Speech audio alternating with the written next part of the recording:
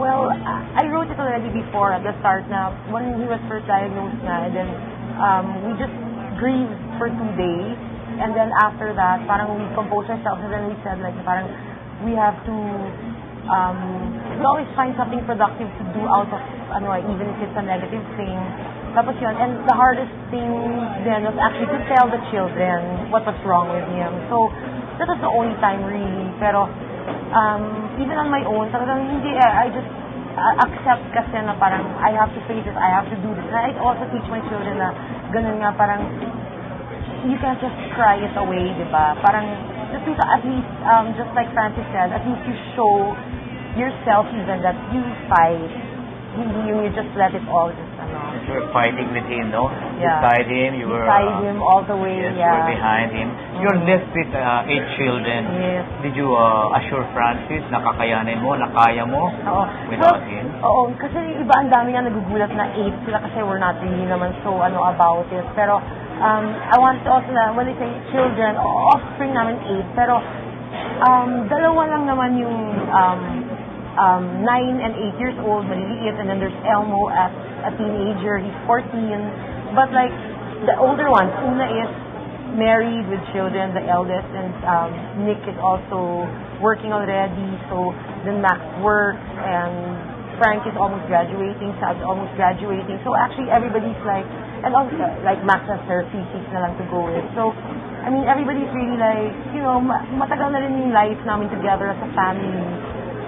So I assured na, Francis told me actually that, thank you, you're a good mother, and I like the way that you brought our children up.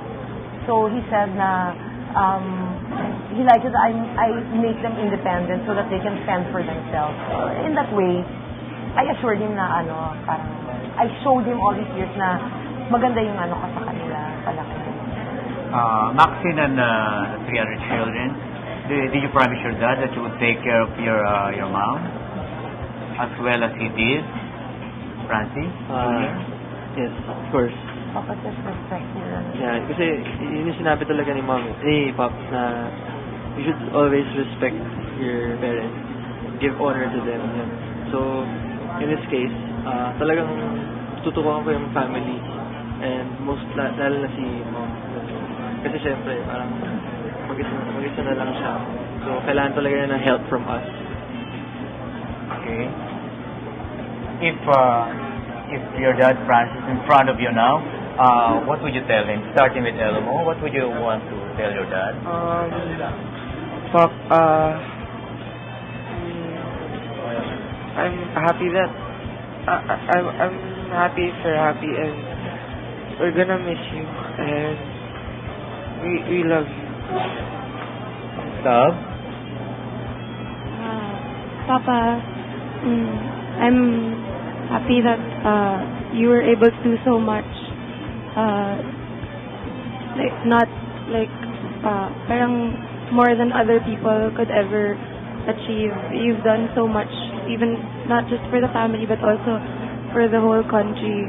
And I'm really sorry for everything. And I know in your heart of hearts that I'm sure you know that I love you and the whole family loves you.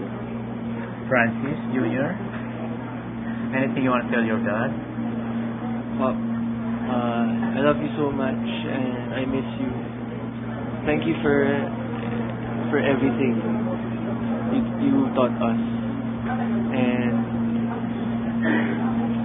sorry for everything. Maxine?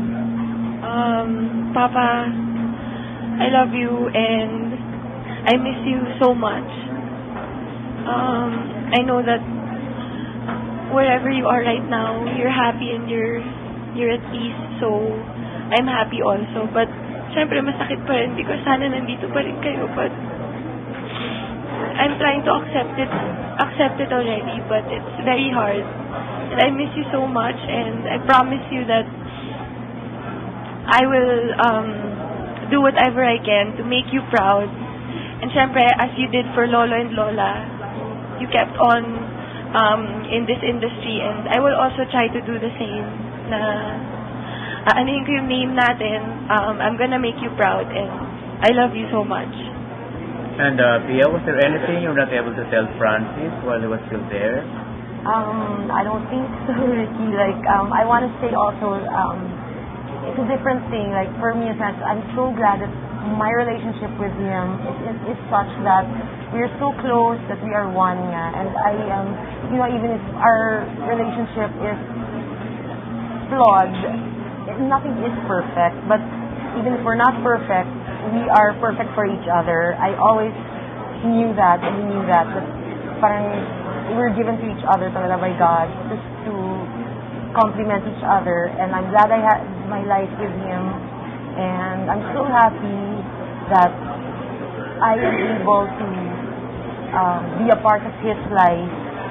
And maybe when all of this is over, all the people coming and I'm alone, it's just gonna be me and him again. And it's always been that way. And thank you so much. Thank you, Pia. Yes. Thank you, Maxine. Thank you, Francis Jr. Thank you, Sab. Thank you, Elmo. Magbabalik ang Star Talk